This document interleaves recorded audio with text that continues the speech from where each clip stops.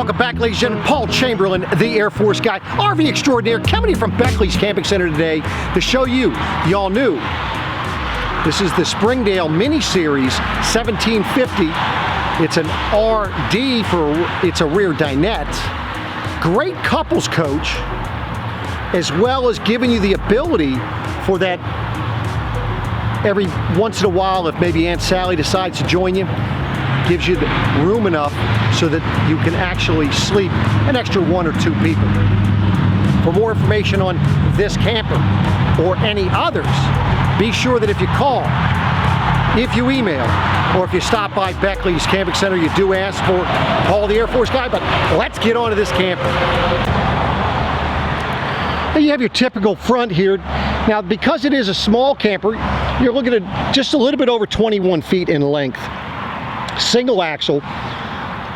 You're going to have one 20-pound LP bottle and a battery up at the front, keeping your tongue weight rather light.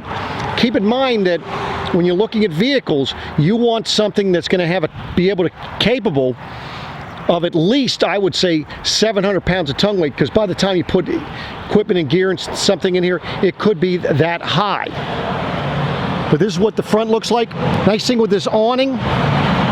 Nice, it's a power awning, comes out 8 feet, giving you a nice area underneath the awning in case it's raining, giving you some shade and so forth. Now, looking down the door side, you're going to have access to storage, pass-through storage up in the front, going to go all the way across. Then, of course, you're going to storage in the back, which I'm going to share with you as well. Going to be under the dinette.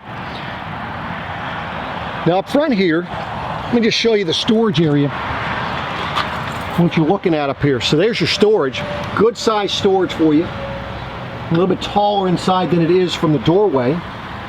And of course, there's your crank to be putting down your stabilizers. Now the stabilizers are going to be on all 4 corners. This is the front. As I'm panning towards the back here, this is where you have your fresh water tank drain. And I'm going to get into the sewer drain and your low point drains here once we move back a little bit further. Now, just after the door here, this is where you're going to have your city water connection, or if you're going to carry water, that's where you're going to fill up your fresh water tank. Hence the reason why the dump was just down below that as well.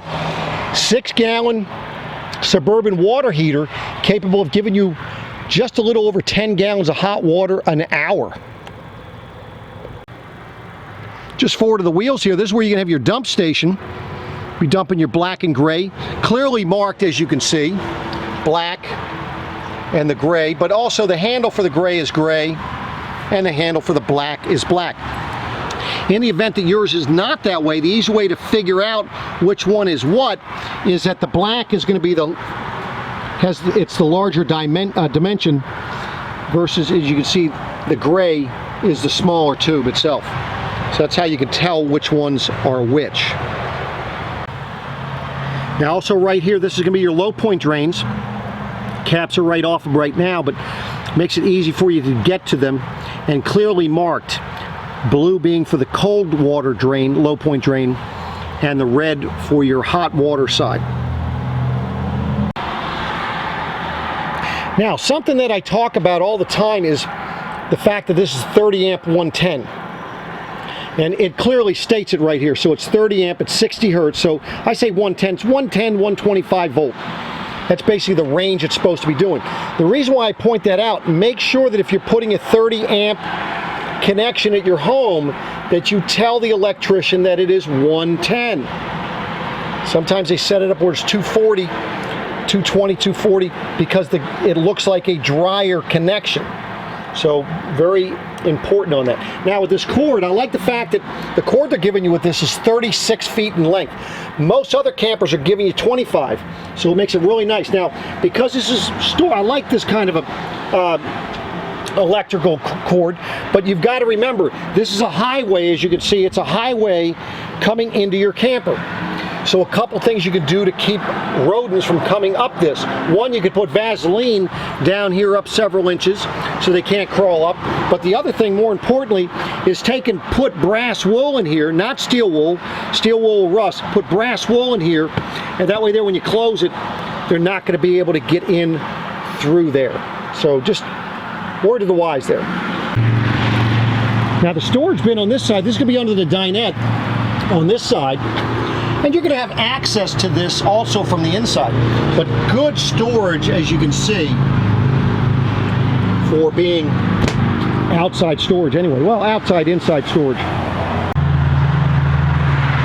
So on your off-door side of the camper, you do have two windows. One is your emergency window, which is going to be over top of the bed towards the front. And then you have the window by your dinette.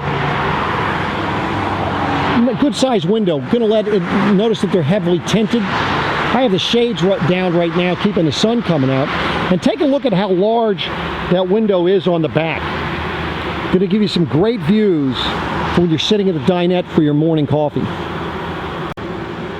As you can see, it does have the spare tire on the bumper there. You can utilize the bumper as storage for sewer hose. I highly recommend that you figure out a way to keep these secured on, because over time they will fall off and then your sewer hose will make its way out of the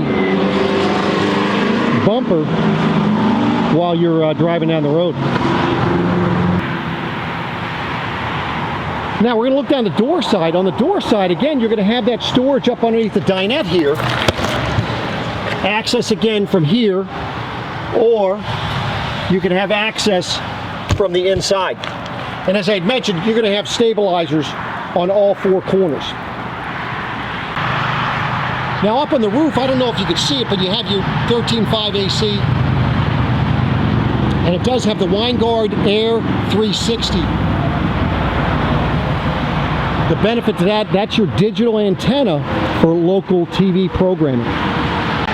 Now moving to the front of the camper here, right here, this is for you to go ahead and connect solar panels to it to extend your boondocking capabilities. A lot of people have a misconception as far as what solar does on a camper. It does not, like in a house where the house has solar panels and it's sending power back to the electric companies, this solar is not going to do that. And it's also not going to be able to run your air conditioner and your 110 items. So just remember that. Any questions on that, feel free to reach out to me. Now you do have a vent right up above here, and it's very easy for you to open it, also close. Make sure that you keep them closed when you're not using it, so you don't have critters getting in there, making nests. Your vent for your furnace right here, and then of course you have the vent for the back side of your refrigerator. And lastly here, 110 outlet, so that way there you're able to connect things out here that you might want to run on 110, and or maybe run some lights. Even though you have an LED light strip up along the awning right there, keep in mind you're not going to use that. I don't know why they continue to put those up there, because all that is a bug magnet, and you're going to have bugs all across your camper while you have that on. I find it more beneficial to either put lights on the framing underneath the camper, or right here on your awning, you can run in some holders through there on the awning tube to hang some lights from there, because you have the 110 outlet, as I mentioned right here, and you can run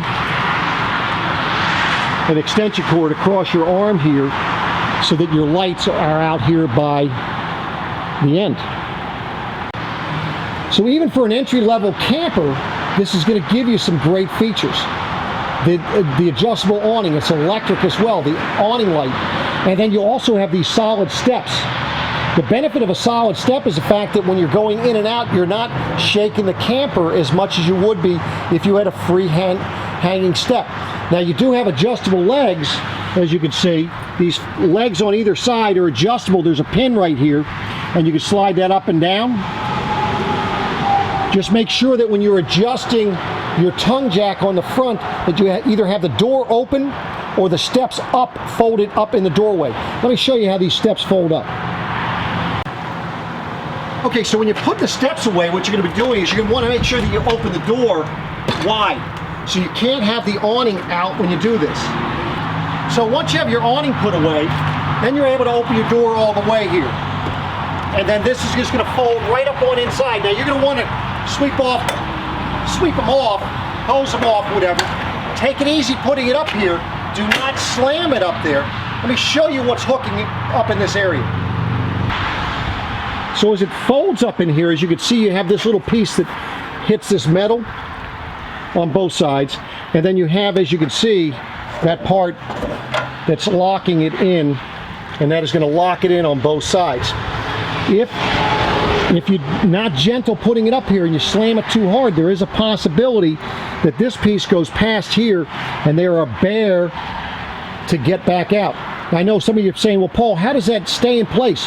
When you close the door is going to be against this part here, holding it in place. So to open it back up, all you're doing is you're just going to release it there. And as you can see, it's very easy to do it one hand and they're out. Again, just make sure that you have the door open wide so that it's not clipping the screen part. So that is the door with the solid steps. So as you come in the door, that's where the bed area is going to be.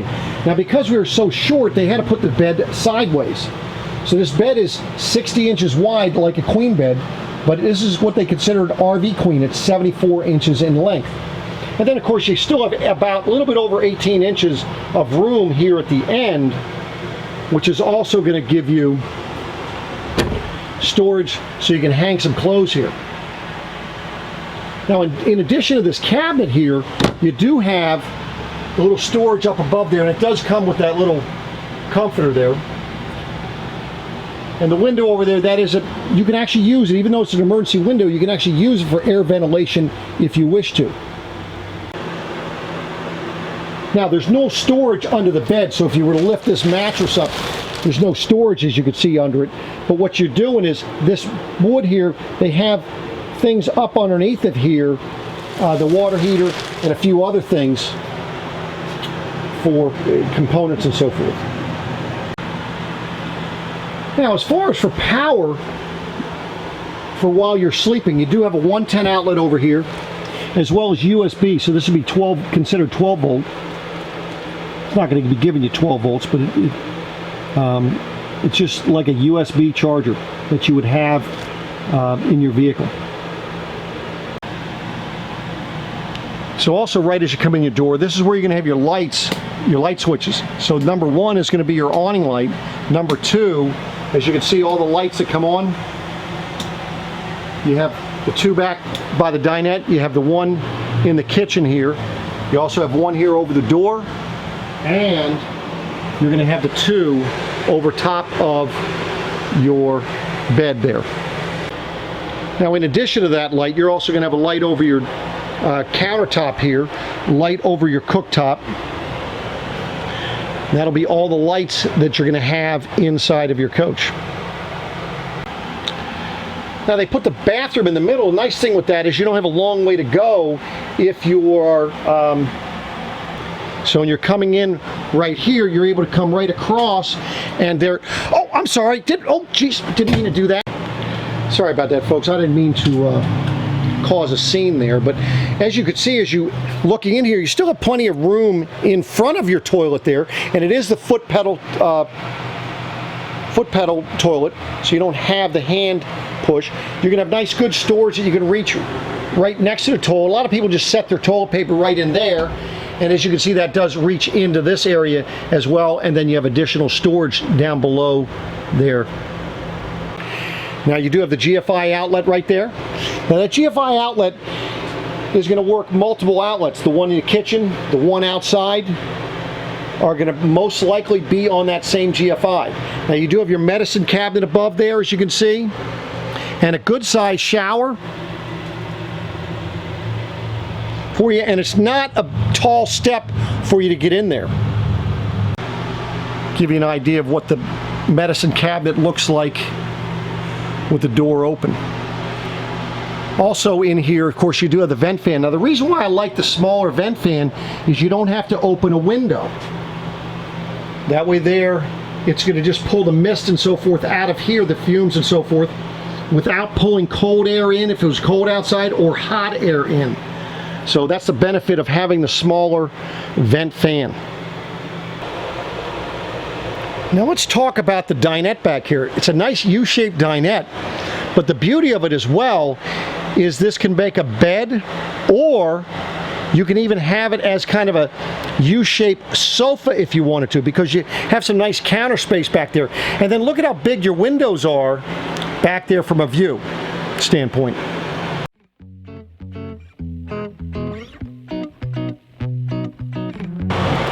So picture yourself at a campground backed up to some nice scenery. So as you can see, you can remove the table, make this more like a sofa if you wanted to. Very relaxing. But the other thing is, because the TV, and I'll show you in a little bit, it goes on a wall up over here. If you wanted to, even with the table in place, you're able to kick back here. You can have your, your popcorn, whatever, your drinks. You got two different locations to set things. Or you can just, again, you can have the table off. You still have room here, or at least for one person does, right? But makes it multi-purpose dinette. So it could be your dinette table. It could be your sofa. It can be a bed. So remember, I told you that the bed, the main bed, was 74 inches in length, 60 inches wide. This one is 44 inches wide this way, but it's 78 inches, so it's actually longer than the main bed itself. So making it very useful. And then, by the way, and I've slept on a dinette this size, 2 adults, so that is possible. Now, one thing I like that they did, because it made it easier for you to get to, is notice how they didn't build that in right there.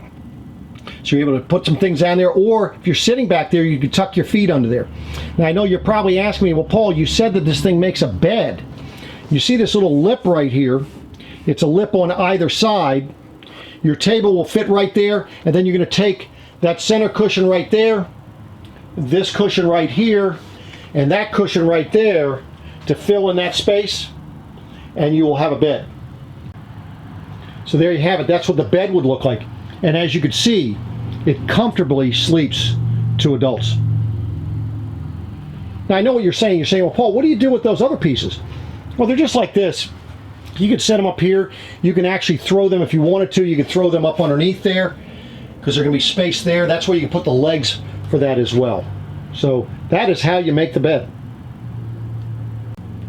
Now, right in this area here, this is where you have nice little counter space, as you can see, for setting things. But also notice that you have 110 outlet there.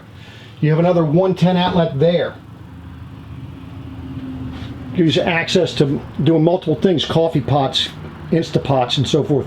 And then good storage down under here as well, because you can never have enough storage, that's for sure. I like the fact that the breakers and fuses are located quite conveniently and easily accessible. You're right there. Now, I mentioned that you're going to be able to put a TV in here if you wanted to, and you can mount it right here. Okay? Now, just because that's there, that's saying that that's where the mounting bracket location is, that doesn't necessarily mean that it's actually right there. Make sure you get a stud finder or have your local dealership put in your TV bracket for you. One last thing is, if you're using the TV and you're trying to program local TVs or local channels, don't forget to turn on your antenna. If you don't turn the antenna on, you will not find any local channels. Now, I know what you're saying. You're saying, Paul, where the heck is the radio? Love what they've done here. Look what they've done. They have given you wireless, water resistance, portable. It's a Bluetooth stereo speaker. I think that's much more beneficial than having a stereo in here with the speakers. A lot easier. It's portable, has 100 feet range as far as a Bluetooth. So it's portable. Now you can take that with you when you're going up to the pool or wherever else you're going. So liking that little change there. Now look, you get the kitchen. You're going to have a 2-burner cooktop. And look at how much room you have. And you do have the vent to the outside.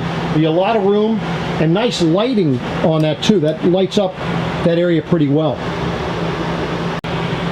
Now you also have the Greystone Microwave, not to be confused with the Blackstone griddle. And then 2 full extension drawer drawers that you have in the kitchen for additional storage. And right next to it, that's where your furnace is going to be blowing the heat. So you're probably going to want to have some type of fan back in this area blowing the heat towards the bedroom area, because that's the only access as far as where the heat's coming from. And next to that, you have your, nice thing with this refrigerator here, you just pull off this tape here so you can see. Dometic, and it's both 110 and propane, so it's a two-way refrigerator. Nice thing with that is as you're going down the road, you can actually keep this thing cold, and it does have a little freezer in here, so you're able to keep your ice cream sandwiches nice and cold.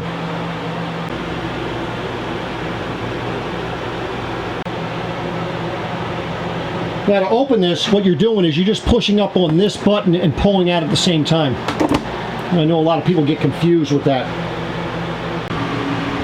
And then good storage up above your counter, as you can see,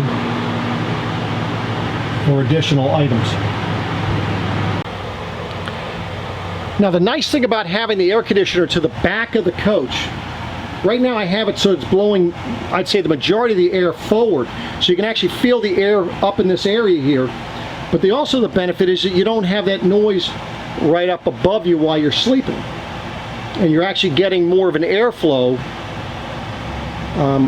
back in this, well, up in the front of this coach here.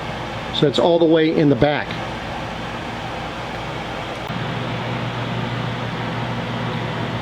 Now I mentioned earlier about the water heater. This is where you turn your water heater on. This is where your water pump, so if you're using your freshwater tank, you're going to need to use your water pump. And then this is where you would check your levels. So with your battery, that's an erroneous reading. I mean, we don't even have a battery, but if you're plugged in, that's an erroneous reading. Freshwater tank, gray, black, clearly marked. And then you do have the furnace thermostat right here. Lousy location in my opinion, because that is directly across from where the heater is. Even more importantly, why you're going to want to take and set a fan over here, somewhere over here. You'll have the 110 outlet back there to blow the air so the heat is coming back here, not hitting that thermostat. Otherwise, you're going to have it's going to be a roller coaster as far as when it gets hot and then gets cold and hot and so forth. So just keep that in mind. So there you have it, ladies and gentlemen, the all-new 2021 Springdale. This is the Mini Series 1750. Some people call it the 1750 RD, meaning rear dinette. Hope you enjoyed it. Give me a thumbs up if you're liking what I'm showing you here. What do you think of the layout? Is this something that would work for you? Like I say, for more information on this camper or any others, be sure if you call Beckley's RV, if you email, or if you stop by, you do ask for Paul the Air Force guy, be more than happy to help you. Thanks for watching, and I'll be back at you again soon. Take care.